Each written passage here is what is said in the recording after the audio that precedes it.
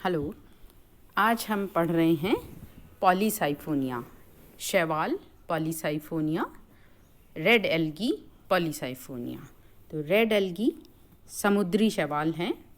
Red algae ज़्यादातर समुद्री शैवाल हैं और कुछ शैवाल हैं, रेड एल्गी के कुछ मेंबर्स हैं जो कि अलवणीय जल फ्रेश वाटर में भी पाए जाते हैं, लेकिन अधिकांश लाल शैवाल समुद्री शैवाल होते हैं और पॉलीसाइफोनिया भी एक समुद्री शैवाल है। तो पॉलीसाइफोनिया की सिस्टमेटिक पोजीशन, इसका जो क्लासिफिकेशन है, वर्गीकृत स्थिति है, इस प्रकार से है। क्लास इसकी शैवाल के अंदर रोडोफाइसी, सब क्लास फ्लोरिडी है। दो क्लास होती हैं, बेंगियोइडी होती है और एक फ्लोरिडी होती है। रोडोफाइसी में दो क्लासेस हैं, इसमें से ये सब क्लास फ्लोरिडी में आता है पॉलीसाइफोनिया। और ऑर्डर है सिरेमियल्स और फैमिली रोडोमिलेसी, जीनस पॉलीसाइफोनिया। पॉलीसाइफोनिया की हैबिट इस तरह की है। इसका स्वभाव कैसा दिखता है? ये एक तंतुनुमा, शाखित तंतुनुमा शैवाल है, एक झाड़ी नुमा शैवाल है और बहुत ही इसकी महीन बारीक तंतु होते हैं इसमें और बहुत ज़्यादा अत्यधिक ब्रांच होता है, शाखित होता है ये। और इस तरह से पंखनुमा भी इसका थैलस लगता है। अकरेंस, इसका प्राप्ति स्थान, कहाँ ये मिलता है पॉलीसाइफोनिया? तो पॉलीसाइफोनिया समुद्र में मिलता है, ये तो अभी हमने बात करी। ये एक समुद्री शैवाल है, लेकिन समुद्र में भी कहाँ मिलता है? समुद्र में ये मिलता है ज़्यादातर चट्टानों के ऊपर। तो जो पानी के अंदर डूबी हुई रहती हैं चट्टानें, उन चट्टानों पे मिलता है। और या पानी के अंदर जो दूसरे पौधे हैं, दूसरी जो एल्गी हैं, जैसे फियोफाइसी, ब्राउन एल्गी के जो सदस्य हैं, जैसे लैमिनेरिया है, एस्कोफिलम है, फ्यूकस है, ये कुछ ब्राउन एल्गी के मेंबर्स हैं, इनके ऊपर भी पाया जाता है। तो इस तरह से पॉलीसाइफोनिया एक तरह से लिथोफाइट के रूप में होता है, जो चट्टानों के रूप में पाया जाता है, और एपीफाइट के रूप में भी पाया जाता है, जो कि दूसरे पौधों के ऊपर उगता है। तो पानी के अंदर ये डूबी हुई अवस्था में होता है, जहाँ ज़्यादा पानी मिलता है, समुद्री पानी, ज्वार भाटा जहाँ आता रहता है, और ज्वार भाटा से हमेशा जो क्षेत्र जो गीला रहता है उसमें होते हैं। और जैसे कई बार ज्वार भाटा से कुछ तालाब बन जाते हैं, कुछ एरिया में बहुत सारा पानी चला जाता है उसका, तो ऐसे तालाबों में भी पाया जाता है, जो समुद्री तालाब होते हैं, ज्वार भाटा वाले तालाब। वहाँ पे पॉलीसाइफोनिया हमको चट्टानों से चिपका हुआ या दूसरे पौधों पर लगा हुआ मिल सकता है। कोरल जो चट्टानें हैं, कोरल रीफ्स हैं, मूंगे की चट्टान, उसके ऊपर भी ये पॉलीसाइफोनिया हमको मिल सकता है। इसकी थैलस की संरचना, कैसा इसका थैलस होता है? तो थैलस का संरचना फिलामेंटस होती है, तंतुीय होती है। पॉलीसाइफोनिया जो शब्द है वो बना है, पॉली मीन्स बहुत सारे और साइफन मीन्स ट्यूब्स, तो बहुत सारी ट्यूब से मिलकर बना है ये, इसलिए इसका नाम है पॉलीसाइफोनिया। तो पॉलीसाइफोनिया का थैलस तंतुवत तो है ही, लेकिन तंतु भी दो प्रकार के होते हैं इसमें। एक तो लेटे हुए तंतु होते हैं जो कि चिपका के रखते हैं, चाहे वो आधार से, चाहे वो रॉक है, चट्टान है, या कोई दूसरे पेड़ पौधे हैं, उनसे चिपका के रखता है। तो एक तो आधारी क्षांतंत्र हो गया, प्रोस्ट्रेट सिस्टम हो गया, और दूसरा इरेक्ट सिस्टम, अपराइट जो सिस्टम है, खड़ा हुआ ऊर्ध्व तंतु वाला, वो सिस्टम है। दो तरह के ब्रांचेज होती हैं, इसलिए इसको हिटरोट्राइकस विषम तंतु की स्वरूप भी हम कहते हैं। कि थैलस की अगर संरचना की अगर हम कैटेगरी में बांटें इसको, तो कौन सी कैटेगरी में आएगा? ये फिलामेंटस कैटेगरी में और हिटरोट्राइकस फिलामेंटस कैटेगरी में आएगा। तो जो श्यान तंतु हैं, जो लेटे हुए हैं, क्रीपिंग है या विसर्पी तंतु हैं, वो उसमें फोटोसिंथेसिस नहीं होता है, वो रंगीन नहीं होते, कलरलेस होते हैं, और उनके नीचे से कुछ यूनिसेलुलर राइजोइड्स और निकलते हैं। नीचे वाली कोशिकाओं के नीचे वाली जो सतह है, सरफेस है, वहाँ से निकलते हैं, और उसमें कुछ श्लेष्मा निकलता है और कुछ वो लोब्ड भी होती हैं, कई शाखाएं उसमें से निकलती हैं, ऐसे जड़ की तरह से। और उससे वो उसको थैलस को, पूरे प्लांट को चिपका के रखता है। तो ये राइजोइड्स और ये जो क्रीपिंग ब्रांचेस हैं वो उसको चिपका के रखती हैं। और दूसरा भाग है ऊर्ध्व तंतु। तो ऊर्ध्व तंतु जो अपराइट सिस्टम है वो भी शाखित होता है, और लेकिन उसमें वो होते हैं, क्लोरोप्लास्ट होते हैं, और फोटोसिंथेसिस करता है, और इसका काम जनन का भी होता है। ऊर्ध्व तंत्र है वो फोटोसिंथेसिस और जनन का काम करता है। तो ऊर्ध्व तंतु जो है उसमें एक सेंट्रल साइफन होता है, बीच का मेन जो एक्सिस होती है वो होती है, और उसके चारों तरफ भी साइफन होते हैं। तो चारों तरफ साइफन की संख्या 4 से लेके 20 तक होती है। वो बिल्कुल पैरेलल होते हैं, सेंट्रल साइफन के बिल्कुल समानांतर होते हैं। और ये जो तंतु होते हैं वो अलग अलग स्पीशीज़ में, जो पेरिफेरल तंतु हैं जो चारों तरफ होते हैं आसपास सेंट्रल तंतु के, उनकी संख्या अलग अलग जाति में अलग अलग होती है, 4 से लेके 20 तक हो सकती है। ये दिखाया है आपको चित्र में। ये तो इसका मेन स्वभाव है पॉलीसाइफोनिया का, तंतुनुमा, एक पंखनुमा, फेदरी, बहुत ज़्यादा ब्रांचिंग में है। और ये नीचे ये चित्र देखिए, इसमें आड़ी लेटी हुई शाखाएं हैं। ये प्रोस्ट्रेट सिस्टम है, और ऊपर वाली जो शाखाएं वो इरेक्ट सिस्टम कहलाता है। तो ये नीचे वाला जो प्रोस्ट्रेट श्यान तंत्र है उससे राइजोइड निकल रहे हैं, और राइजोइड में ये लोब्स हैं, ये जो अटैचिंग डिस्क बनाते हैं जिससे ये पौधा नीचे चिपका रहता है। ऊपर एक जो चित्र बना रखा है, ये एक जाति ऐसी है पॉलीसाइफोनिया में, उसमें ये सिस्टम नहीं पाया जाता, श्यान तंत्र जो लेटा हुआ सिस्टम नहीं पाया जाता। उसकी बजाय जो इरेक्ट सिस्टम है उसी की जो लास्ट वाली नीचे वाली जो सेल होती हैं, आधारी जो कोशिकाएं हैं, वो ही अटैचिंग डिस्क बनाती हैं और वो चिपकाने का काम करती हैं। उसी में राइजोइड निकलते हैं, और अलग से पूरा ब्रांचेस नहीं होती, लेटी हुई। तो इस प्रकार से ये जो पॉलीसाइफोनिया का जो थैलस है वो फिलामेंटस है, हेटेरोट्राइकस फिलामेंट है। 2 तरह की ब्रांचेस मिलती हैं, प्रोस्ट्रेट एंड इरेक्ट ब्रांचेस। ये इसका दूसरा चित्र दिखाया है। एपेक्स, इसका शीर्ष भाग किस तरह का है साइफन का, तो ऊपर देखो एक सिंगल साइफन है, इसमें एपिकल सेल जो दिखा रखी है, एपिकल ये सेंट्रल एक्सिस है, इसके चारों तरफ कोई सेल्स नहीं है, सिर्फ एक लाइन में ही सेल हैं, चारों तरफ सेल नहीं है। नीचे वाला जो हिस्सा है उसमें चारों तरफ भी सेल्स है, यानी पेरीसेंट्रल सेल्स नीचे वाले भाग में है, ऊपर वाले भाग में केवल एक के ऊपर एक सेल है, केवल सेंट्रल एक्सिस है। इसीलिए ये मोनोएक्सियल फिलामेंट कहलाता है। मोनोएक्सियल जो अरेंजमेंट है इसका, वो सिंगल एक्सिस का अरेंजमेंट है। ऊपर जो टॉप पे सिंगल एक्सिस दिख रही है, और इसमें ब्रांचेस भी आपको दिख रही हैं। तो ब्रांचेस 2 प्रकार की होती हैं, 2 प्रकार की ब्रांचेस। ऊपर जो पतली पतली ब्रांचेस हैं, इनके चारों तरफ पेरीसेंट्रल कोशिकाएं नहीं हैं, और ये द्विशाखित विभाजित हैं, 2-2 शाखाएं इनकी बन रही हैं।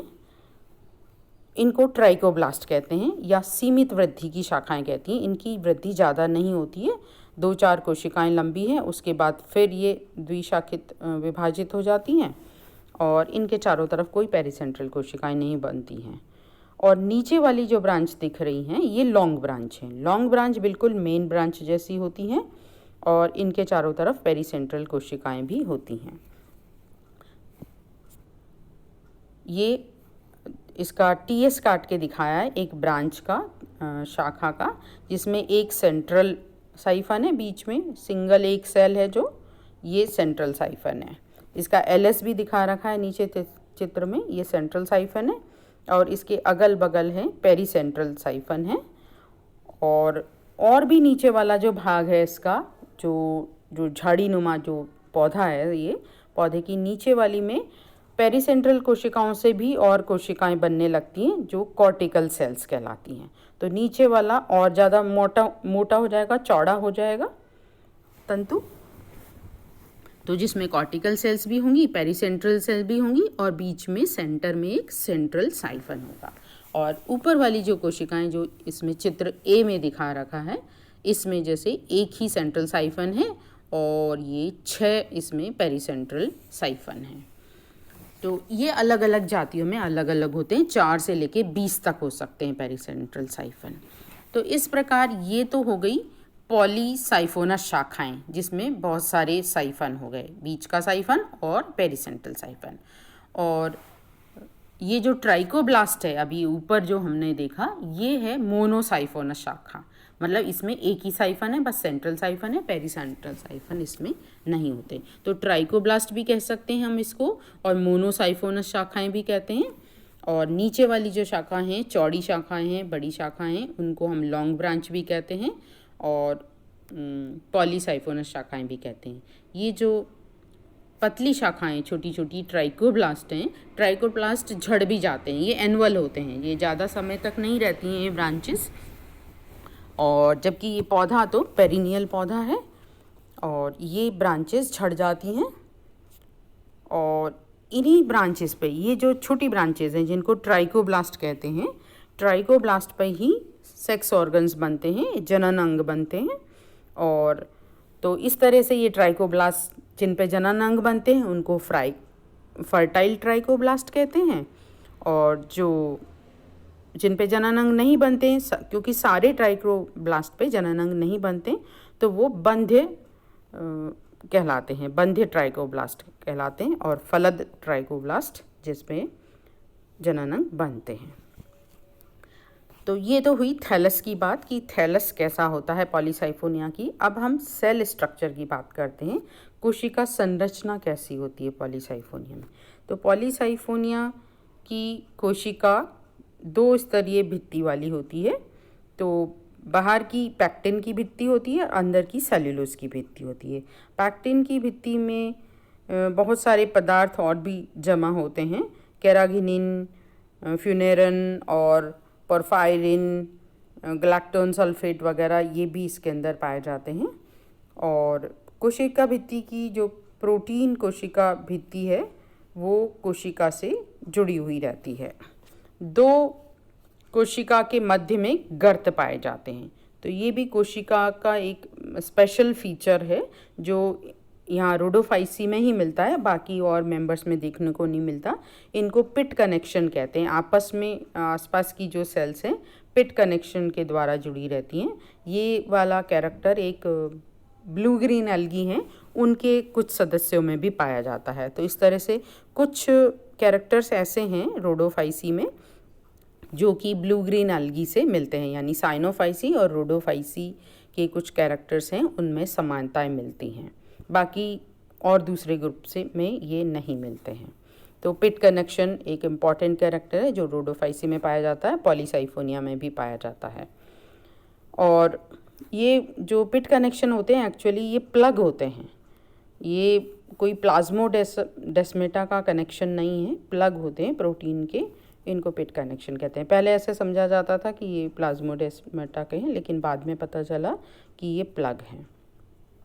हर एक कोशिका में एक केंद्रक होता है, यूनिन्यूक्लिएट होती है, और एक बड़ी सारी वैक्यूल होती है, रिक्तिका होती है, और क्लोरोप्लास्ट होते हैं। क्लोरोप्लास्ट को यहाँ क्रोमेटोफोर कहते हैं क्योंकि यहाँ क्लोरोफिल ए और क्लोरोफिल डी होता है, क्लोरोफिल बी एब्सेंट होता है जो कि ग्रीन एल्गी में पाया जाता है, वो क्लोरोफिल बी यहाँ एब्सेंट होता है, क्लोरोफिल ए और डी पाया जाता है। इसके अलावा फाइकोबिलेंस भी होते हैं जो कि बाकी सभी ग्रुप्स में नहीं पाए जाते, वो भी साइनोफाइसी ब्लू ग्रीन एल्गी में पाए जाते हैं और यहाँ रोडोफाइसी में पाए जाते हैं। तो वो स्पेशल पिगमेंट भी फाइकोबिलेंस यहाँ होते हैं। तो आर फाइकोसाइनिन और आर फाइकोइरिथ्रिन ये पिगमेंट मिलते हैं यहाँ पर।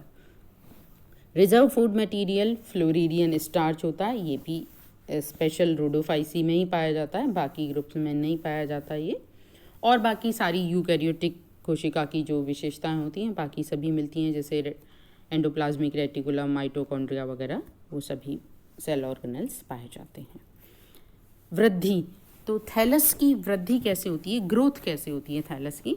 तो थैलस की ग्रोथ आप ये देखें, इसमें जो ऊपर की जो कोशिका एक डोम शेप की कोशिका है, गुंबद के आकार की एपिकल सेल है, उससे वृद्धि होती है थैलस की। उसमें ट्रांसवर्स डिवीज़न होते हैं, अनुप्रस्थ विभाजन के द्वारा एक पूरा फिलामेंट बन जाता है, रो ऑफ सेल्स बन जाती है।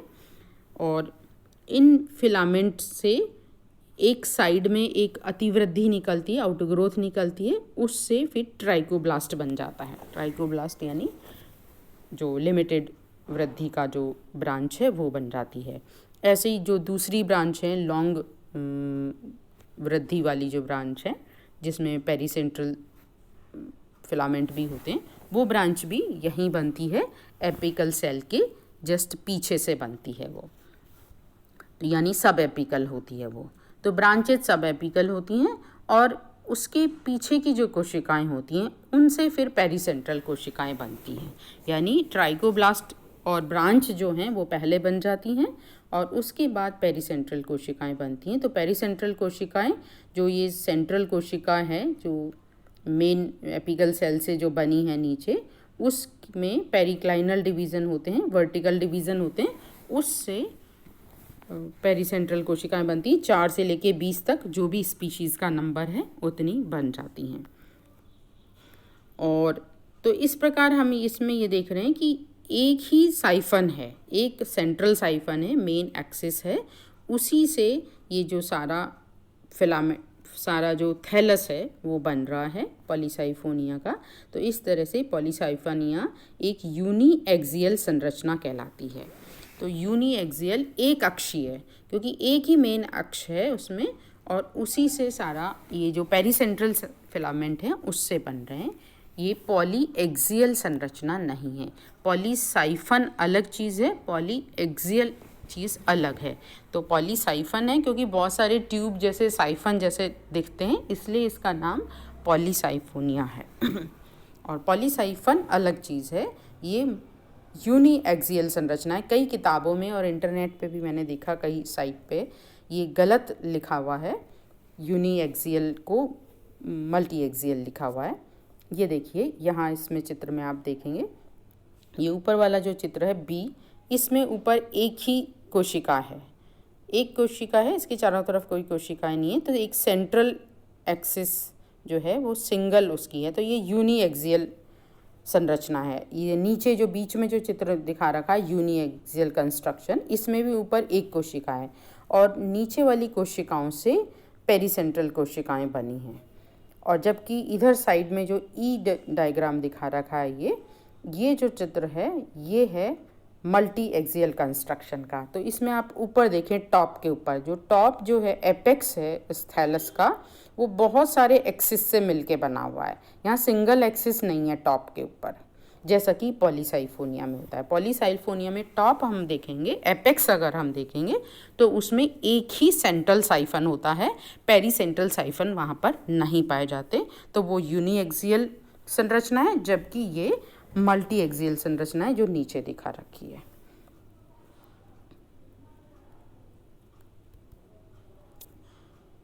पॉलीसाइफोनिया में जनन हम अगले लेक्चर में पढ़ेंगे।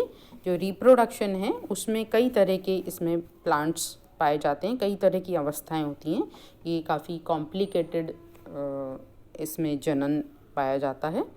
तो युग्मकोद्भिद ये जो हैं ये हैप्लॉइड प्लांट्स हैं, जो अभी हम जिनके बारे में पढ़ रहे थे उसमें ये मेल संरचनाएं हैं, स्पर्मेशिया हैं। ऐसे फीमेल प्लांट के ऊपर ये मटकी जैसी संरचना, कलश जैसी संरचना बनती है, सिस्टोकार्प बनती है। और एक और दूसरा पौधा होता है टेट्रास्पोरोफाइट, उसमें ये टेट्रास्पोरेंजिया बनती हैं। तो इस तरह से कई प्रकार के पौधे पाए जाते हैं पॉलीसाइफोनिया के अंदर, जिसके बारे में अब अगले लेक्चर में हम पढ़ेंगे, जब जनन के बारे में हम पढ़ेंगे। Thank you.